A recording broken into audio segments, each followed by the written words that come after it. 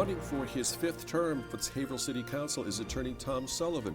Tom Sullivan was former aide to Representative Frank Emilio, was chief of staff for Senator James Jajuga, and is now running for his fifth term as a Haverhill City Councilor. Welcome to the program, Tom. Thank you. Thank you for having me, Frank.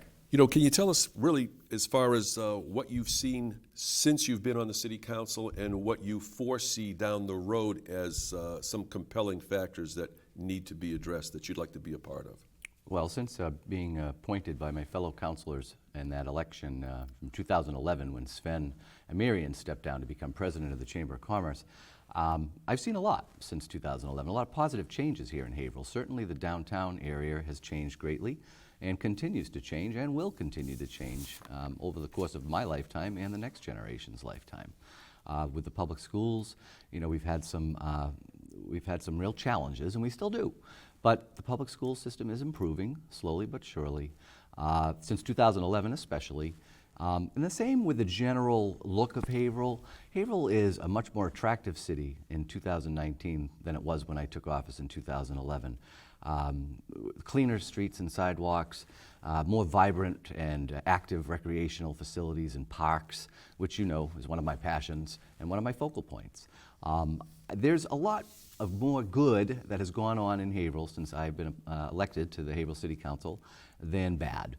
We continue to have our challenges with crime, gangs, and inequity in our schools. But I think we're working on all of those, and I'm happy to be a part of it. I'm proud to be a part of it, and I think I've made a positive difference during my tenure as a Haverhill City Councilor, and I will continue to do what I do and make a difference. It should not go as unnoticed that with your resume and your foundation of government background, I mentioned Representative Frank Emilio, I mentioned Chief of Staff as for Senator James Jajuga. The fact is you are, since becoming a member of the Haverhill City Council, being elected, you are the Vice Chairman. Are you not? Vice President. Vice yes. President of the Haverhill City Council. And there were, correct me if I'm wrong, for a person that may have some long-term, long-range goals, it was mentioned at one time that you may have an idea or may have a desire to run for mayor someday down the road. Is that correct? That is correct. I made it clear that my political career is hopefully not going to end this year. And in the future, I would entertain and seriously consider running for mayor of the city of Haverhill.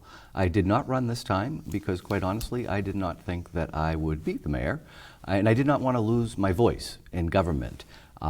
So I'm not done. I think I could do a good job leading the city. I do a good job, I think, leading on the council. You know, it's not always easy. There are 9 of us on the council. We all have different opinions. But at the end of the day, we have to come to some consensus and do what's right for the majority of the people here in Haverhill. And I think I've done that.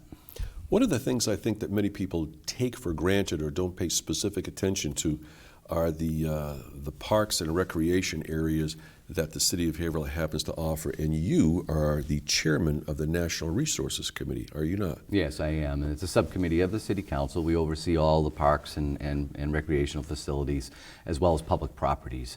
And yeah, there have been a number of substantial park improvements, not just to my favorite park, which would be Winnie-Kinney, but also to other great parks, such as Swayze Field, Cashman's, and hopefully in the near future, Plug Pond, which I like to also remind people is called Lake Saltonstall. Absolutely. Lake Saltonstall's recreational facility is in need of a transformational makeover.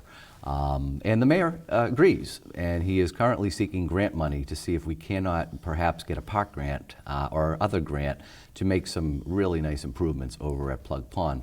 Remember, in 2013, I came up with a plan to improve both Winnie-Kinney Park and the Plug Pond facilities. And since 2013, I'm happy to report that about 75% of what I asked or recommended should be done has been done. Why has that gotten done? Well, it's gotten done because I've led the charge to make it happen. And I think anybody who's gone to the park understands that it's not the same looking park as it was back in 2011. There's been a number of substantial improvements to Winnie-Kinney, as well as to the rest of the parks. Riverside, look at Riverside Stadium, a magnificent facility. I would like to see a better dog park down at the Riverside Stadium. We have this fenced-in area tucked away in a corner of Riverside Park. And I don't understand why it's so small. So if I am reelected, one of the things I would like to do is expand the dog park at that location, and I'd also like to try to find one for the downtown area. Currently, there's a problem with dogs downtown doing their business where they shouldn't be doing their business. I had to get involved a couple of weeks ago quietly to try to stop that.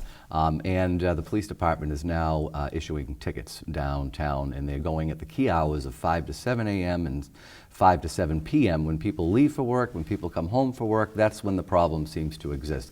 People are not picking up their dog's litter. I'm working on that issue right now. There's also an alley located next to the Migliore Law Office and the new housing that's gone down on Essex Street.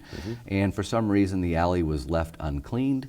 It was a nightmare. It's a very narrow alley. It used to have a fence on both sides of it, from running from one side of the street to the back side of the street, so that nobody could get in there. It's in dangerous condition. And thanks to my efforts with the inspectional team with the City of Haverhill, they are getting the owners of the new housing project development to clean up that payoff, clean up that spot, and also put a fence back there so that we won't have that problem in the future. Those are the little things that I do that I don't necessarily seek credit for, or I don't bring up on a Tuesday night during a meeting. I don't believe that a city councilor's job is to just show up on a Tuesday evening and speak for the people. I like to also do a lot of things the other 6 days of the week, whether it's making improvements downtown, improvements to the parks, improving the public schools. I'm a full-time counselor, even though I do also have another job. If I could ask you this question, with the parks and the draw and the lakes that we happen to have, and I'm talking about the draw for residents and actually for outside, for people outside the perimeter of the city of Haverhill that come and enjoy the natural resources that are so bountiful here that they may not have in their own communities, even if those communities are regarded as affluent. Would there be, in the same way, if I'm not mistaken, for people that go to Lake Saltonstall to partake of their, and Plugs Pond, to partake of the swimming, the fishing, whatever you do there, you would have, if you're a resident of the city of Haverhill, you have a residency sticker, and they'll give you that. And if in the same way, let's say in the Plum Island Reservation, if you decided to go down to Plum Island and you come through, and if you can get a season pass to go through, or you can go through for just one day to get a pass, would there be anything on the table that allows the residents of the city of Haverhill to partake of the benefits of the walking trails, the different things that you happen to have at Winnikinny Park and Lake Saltonstall and Winnikinny Castle? But as a resident, you're here. Your tax dollars are helping to take care of that. But if you don't happen to be a resident of the city of Haverhill, if you happen to go ahead and buy an annual sticker or something of that type for a nominal fee, then that allows some monies to flow your way to help offset the cost of maintaining what is truly a beautiful natural resource. Well, it's funny that you mentioned that, because in that plan that I produced in 2013, I did recommend that we could perhaps have an annual park fee. That portion of the plan was soundly rejected by the local media. They led the charge against it, saying that we should not ever, ever charge for anyone to use Winnikinny Park because it's a public place. I'm not going to go down that road. I do believe that if people wanted to voluntarily or optionally give an annual donation for a pass, we could set up a program to do that. And some would, and some wouldn't. Getting back to who goes to Winnikinny, interesting point about that. About 30 seconds, but go ahead. Oh, well, we'll end on this then. Winnikinny Castle is about to be repointed. It's probably the most exciting thing I've done up top, other than the other many things I've done up top at the castle. The entire structure is going to be repointed. It's a big deal. It's going to allow us to seal up the building once again, which will then allow us to make substantial improvements inside.